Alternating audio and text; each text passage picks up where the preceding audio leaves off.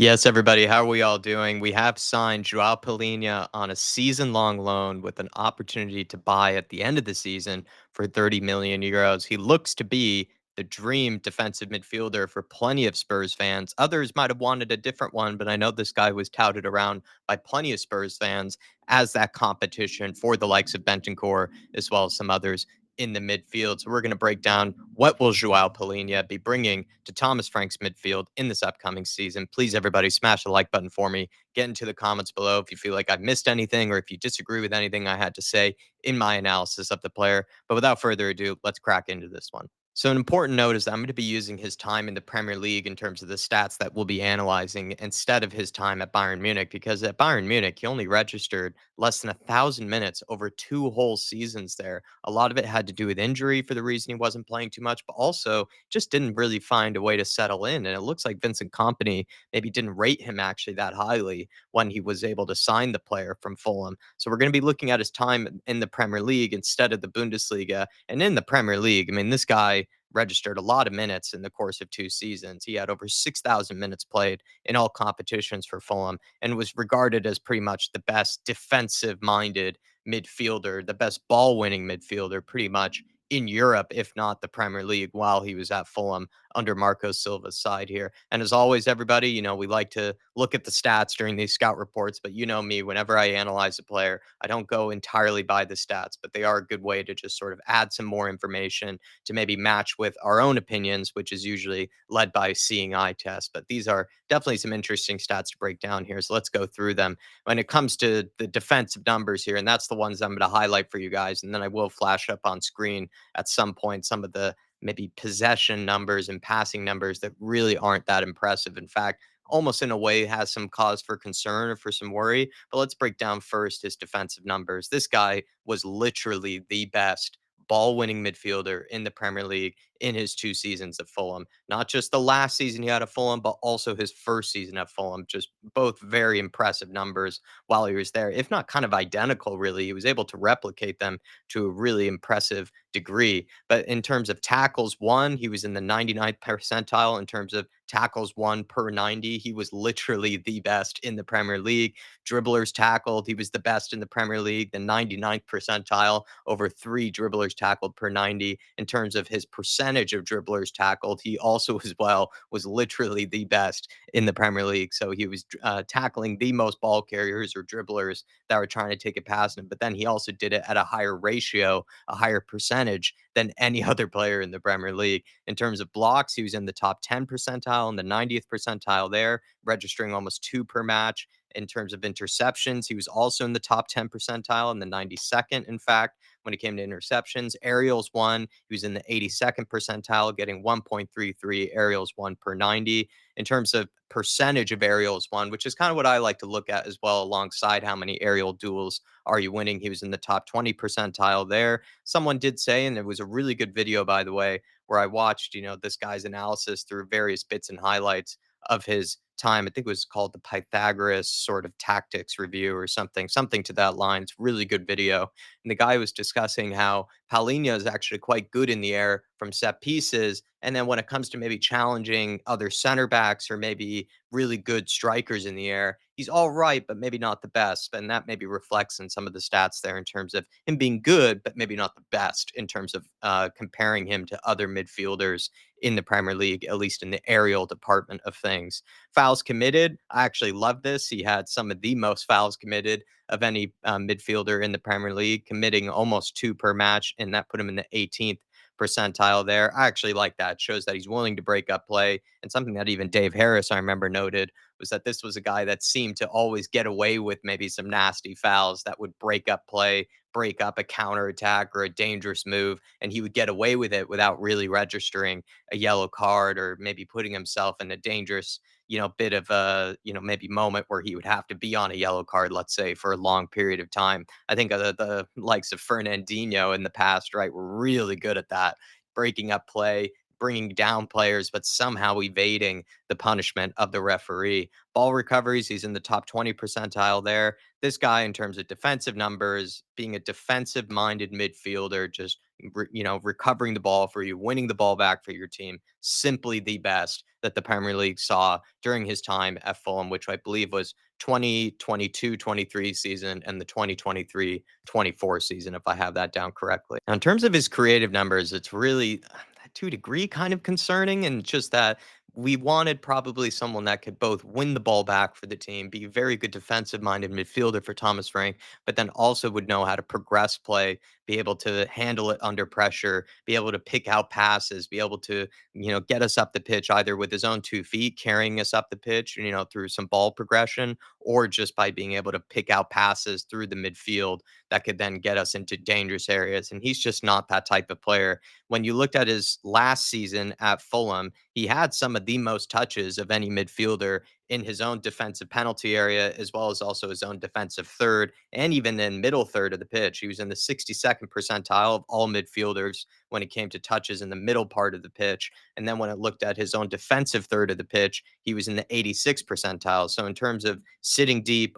picking up the ball in sort of the deeper areas inside his own half, he was having some of the most touches of any midfielders in the Premier League while at Fulham. But while with those kind of amount of touches, he wasn't really doing a whole lot with it that was, let's say, progressive in terms of, progressing the ball up the pitch for his own Fulham team. He had very few take-ons, in terms of taking it past his player if he was put under pressure. He was in under the 20th percentile in terms of that department. He had some of the worst ball carrying numbers of any of the midfielders in the Premier League. He was in the bottom 10th percentile in terms of ball carrying numbers, progressing it forward with your own 2 feet. Some of the worst shot creating actions, so had some of the worst creative numbers of any midfielder in the Premier League. 50th percentile for passes completed as well. So when you look at the fact that he had some of the most touches inside his own defensive third, wasn't necessarily completing a whole lot of passes. So he wasn't moving the ball, let's say, very quickly or even very accurately, because also he was in the 50th percentile for pass completion percentage. And maybe some of his passes ended up being intercepted or just ended up not meeting their target. And also, if you look at, his progressive passes, his ability to pick out passes between the lines of the midfield to progress the ball, he was in the bottom 20th percentile of any midfielder in the Premier League during that time. And as well, he was also in the bottom 10th percentile for any passes into the penalty area or any key passes that lead to a shot on target or on goal from his own teammate. So, really, when it comes to creative numbers, this guy is not necessarily someone to rave about. If we're going to compare him to someone who he'll be directly competing with and probably providing some type of competition and backup for, you would think, and maybe even playing alongside, which would be kind of cool to see. The likes of Rodrigo Bentancur, of course. Palhinha, far more of a monster defensively than Bentancur, and I still rate Bentancur defensively. I actually think he's great, not and actually I think sometimes gets a hard rap actually by people who don't see him as a number six. I think he's shown that he can put in amazing performances as a number six, both defensively and in possession. But that's just my opinion. But Palhinha, in terms of defensive numbers and just his defensive ability, far better than the likes of Bentancur. He is literally one of the best we have seen in some time, the likes of João Palhinha. Bentancur wins more headers, though, per match than Palhinha. I think they're both pretty good in the air. I actually rate Bentancur in the air, and I kind of rate Palhinha in the air. Bentancur won more headers, though, in his last season with Spurs, whereas Palhinha had a better aerial win percentage, not by much more, but just something to point out there in terms of diving a little bit deeper into the numbers. If they were both in the same team, I wonder if they would actually be a really good set piece threat for us, because we have Romero, Bentancur, Palhinha, let's say Solanke or Richarlison, if they were in the team as well. I actually like that. I think Thomas Frank would have a lot to work with there. And we also know the best center back in the world, Luka Vuskovic, as well, for him to work with. Bentancur, as we know, though, I think in possession is a far more delicate as well as technical player in possession. I think the way that he floats and moves around and shows for the ball, he's always showing for the ball, always is available. And he's very delicate and very technical with it. He knows how to be able to, spin, on a dime to take it past his player, or he knows how to play a nice first time pass to get, the ball moving. I think he's very efficient defensive midfielder in possession. Bentancur, in my opinion, kind of gets a hard rap. I don't know why. Palhinha, though, is by no means, in my opinion, a poor player on the ball. I just don't think he's as good as some of the others that we already have at the club. And I think he might even be a tad worse than even Yves Bissouma in possession, especially if you looked at Yves Bissouma's numbers, which we will in just a minute in time. I think he struggles, Palhinha, to play those dynamic, progressive passes between the midfield lines and through the gaps of the midfield. He does like a switch of play, though. He actually had some impressive numbers in terms of being able to switch play during his time at Fulham. But if we were to compare him to maybe the likes of Bissouma here, you can see that Bissouma, it's a similar story in terms of the numbers. Palhinha far better defensively than Bissouma during his time in the Premier League. I actually went with, by the way, Bissouma's I think best season recently, and that was under Ange Postecoglou. But it was his first season under Ange Postecoglou, or Ange's first season is the way I really should have said it. And Bissouma actually, to my surprise, and maybe just to remind myself, had some exceptional numbers that season. Very similar story, except Palhinha, like I said, better numbers defensively and also better in the air by a significant portion than Bissouma, whereas Bentancur and Palhinha were a bit more comparable in terms of aerial ability. But Bissouma's numbers in Ange's first season, just quickly, were impressive to look back on. Over 5 tackles and interceptions for a midfielder is always a very good, numbers to go by. That's been the case for a long time now. That's pretty exceptional numbers, and nearly 7 passes into the final third per match, as well as almost 7 progressive passes per match and nearly 2 progressive carries per match during that first season with Ange Postecoglou. And if you compare those numbers directly to João Palhinha's, Bissouma absolutely toasts him in that department. So just something to note that during his time in the Premier League, Bissouma actually had some pretty good numbers. Now, to summarize Palhinha's game and what he would be bringing to Thomas Frank's team, we would be bringing in an elite level ball winner, one of the best the Premier League has seen in some time here. And that could really be an added bonus to what we might already expect to be a hardworking, pretty defensive minded Thomas Frank team. I know he mentions that he's excited about the attacking options, but I think he's always still been far more defensive minded than some of the other managers that we've seen at Spurs, especially comparison to Ange Postecoglou, a far more defensive minded manager. And we saw that the way that we blocked up and really held that shape against Arsenal in our recent preseason game, we really maintained a strong defensive shape that was very difficult to break down. I think we looked very defensively solid in that game. But then imagine if we had Palhinha in that defensive shape and in that defensive midfield to back up Bentancur, to help out Pop Matasar, or maybe even having all three of them together there. That would have made life very, very difficult for Arsenal to try to break down. I wonder if we would have had even more turnovers in midfield if Palhinha was in there. So that just is a monstrous midfield to think about in terms of winning the ball back and being defensively solid. He's a Premier League proven player as well, with a lot of experience in his game during his time at Sporting to his time at Fulham. Of course, probably learned a lot, while it didn't go very well at Bayern Munich. You wonder if he's going to internalize what went wrong and try to come back a better player after it. And I remember him being a leader type character and figure at Fulham, a guy that really brought a lot of intensity to the game, a lot of energy, and then seemed to be one of the more experienced heads in that Fulham team as well. And another note that I would bring up is that Marco Silva and Thomas Frank, I think stylistically, are quite similar to each other in that they're very adaptable. Some games you see them really going on the front foot, looking to press, looking to play a bit more attack minded football. Whereas other games, you'll see them being very defensive minded, mid blocks, low blocks, very organized defensive teams as well. So I think Thomas Frank and Marco Silva are actually very comparable managers. And I wonder if that will be an easier transition for Joao Palhinha into our team. But also, I wonder if that's even why Thomas Frank might want him, and the fact that they are so stylistically similar as managers, that Thomas Frank could see someone like Palhinha doing so well under Marco Silva,